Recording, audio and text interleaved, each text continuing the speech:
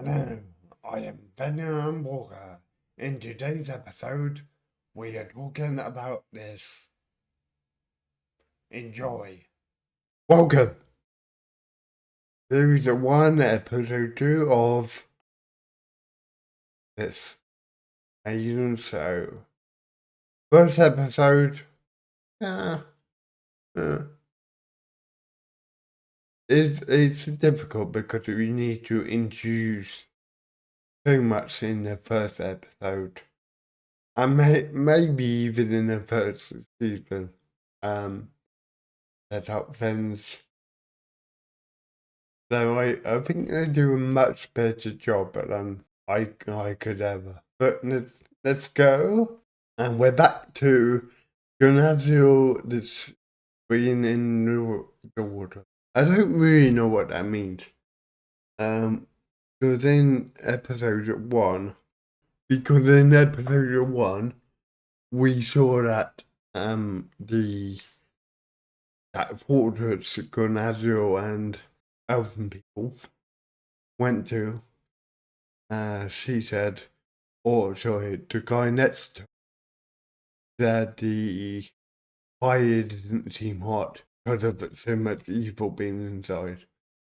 So I don't know if that's a fire thing, fire saying is meant to be like a bit of information to put us off about who it is, or if it's maybe going a bit deeper than that and it's saying like evil things or very good things.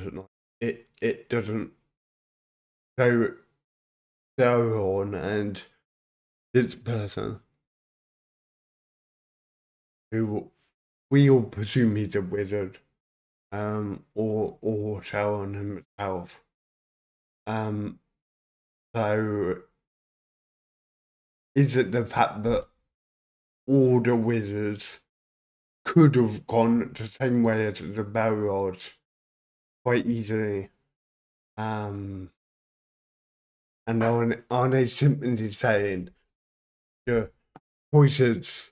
It's the choices that can make us into who we are, versus you're evil because of your Maya. So you need to be evil, or you need to be good. I kind of think it's a bit of both. I think it's maybe Middle reaction because of fire is hot in Lord of the Rings or Middle Earth. But that fire's it's safe. That could be another thing. Maybe they made it safe fire. Interesting. I think something that slightly annoys me about like Middle Earth in general is all the different races. The hobbits, the dwarves, the elves, and the ents. There are probably more too. Oh, and humans. They're all kind of pretty much nice. Like what I mean by that is they've kind of built up the what are they called? Hobbit. To be these like over, maybe not over generous, but like generous people, like taking it guy into their camp. He could be anyone, and I think it's quite nice to paint them in that light. However, it would almost be interesting to see the other races, see what they would have done with him. Like I feel the draws would have maybe left him maybe, or to be honest, they're underground anyway. Then they probably wouldn't have even noticed in any regard. The elven people, I feel like they would have kind of done the same with as the drawers. I think they would have left him there for a bit, but watched him quite heavily. Humans, I don't know. Would they leave him now or save him? Probably save him, man. So yeah, they're all kind of written the same sort of way.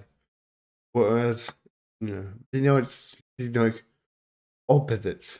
Just an idea. See, something else I need to do is I need to look at the map, because I'm not too sure where all these places are in regards to places we know. Like, you've got Mordor down here, and then we've got the Shire almost the other side. But then somewhere like this, I'm not sure where it is quite. And also, I don't know if some of these places not they kind of transform names and purposes with over 2,000 years.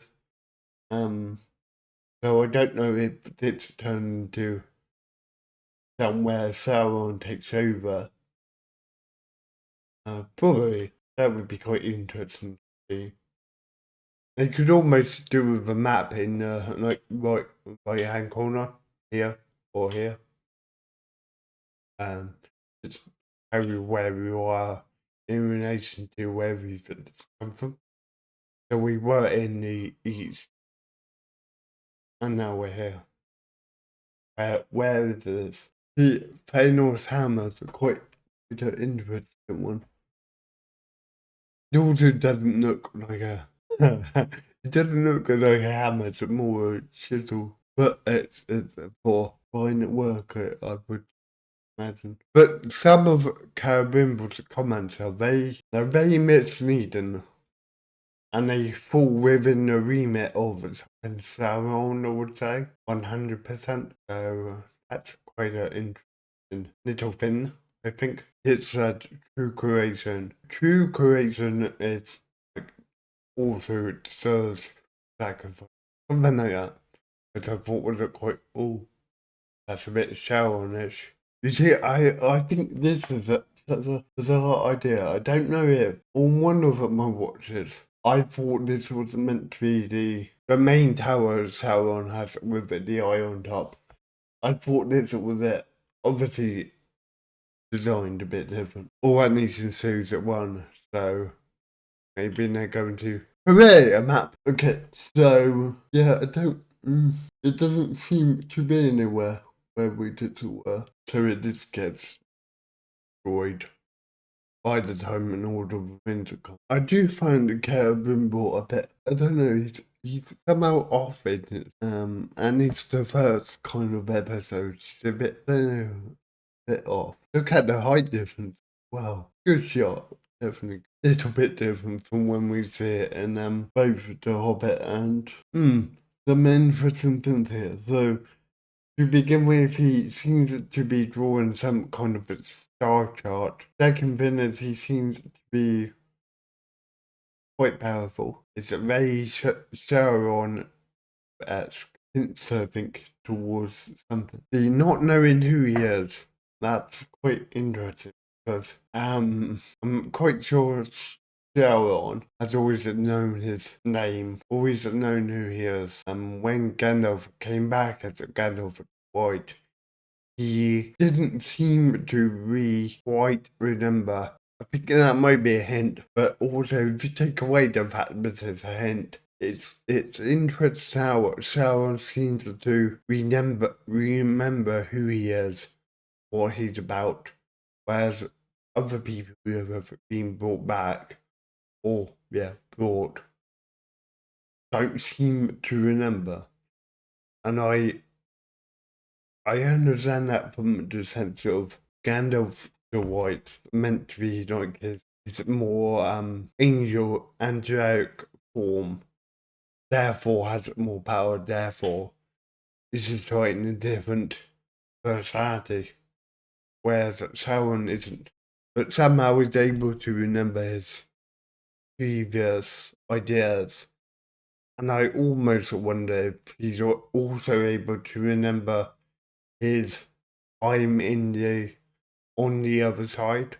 But that's quite important. If he is made to not be here anymore, can Sauron spend 10 years, 100 years, 1,000 years, whatever, in Valinor, like thinking about what to do?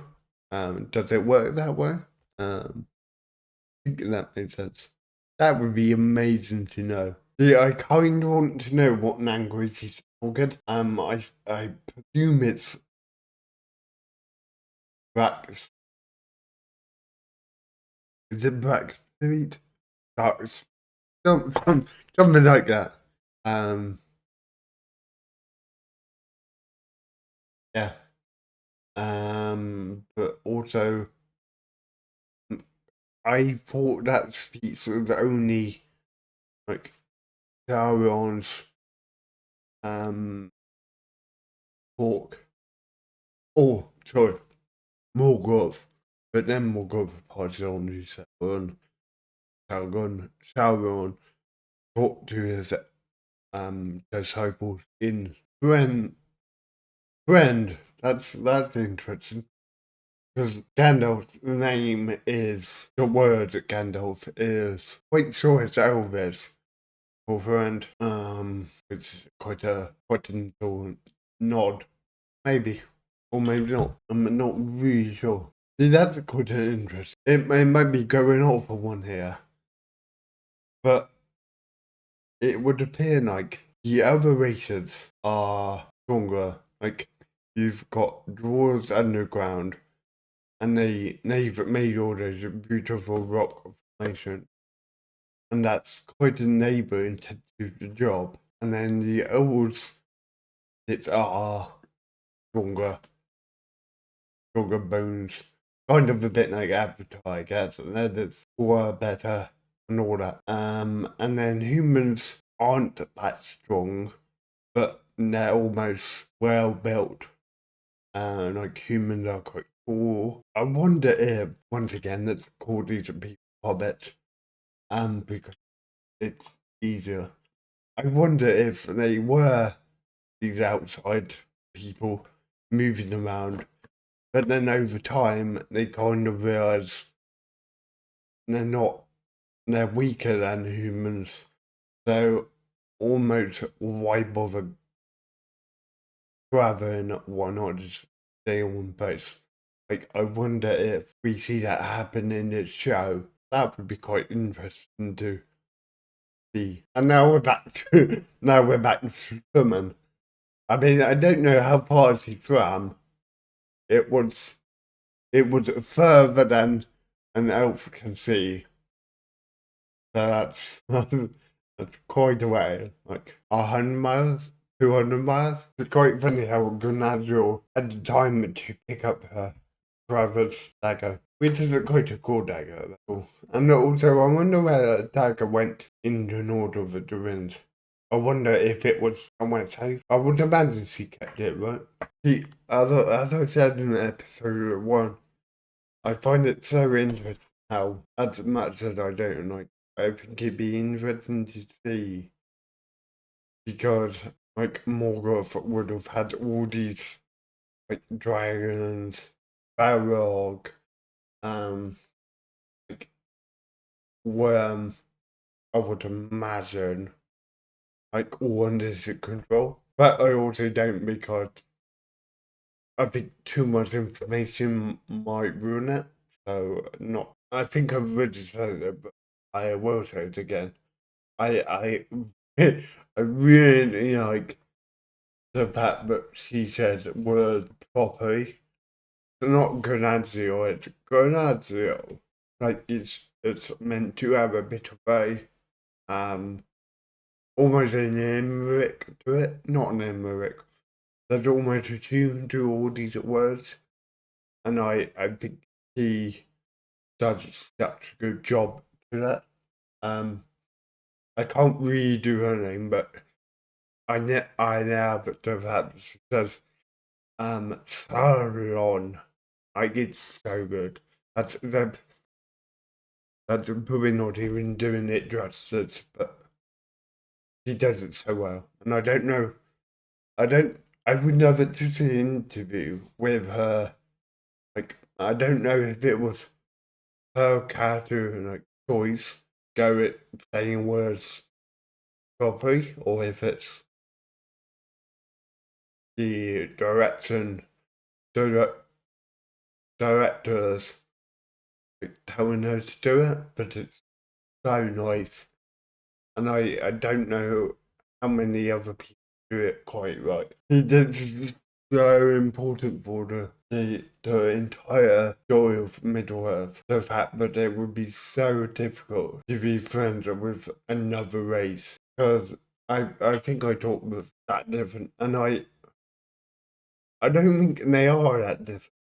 But also, that's only because throughout Lord of the Rings and The Hobbit, we as a viewer are almost looking from it from a very much single point of view of a ring destroying it and evil and that kind of thing. However, to actually live within the Middle Earth, elves live forever, pretty much.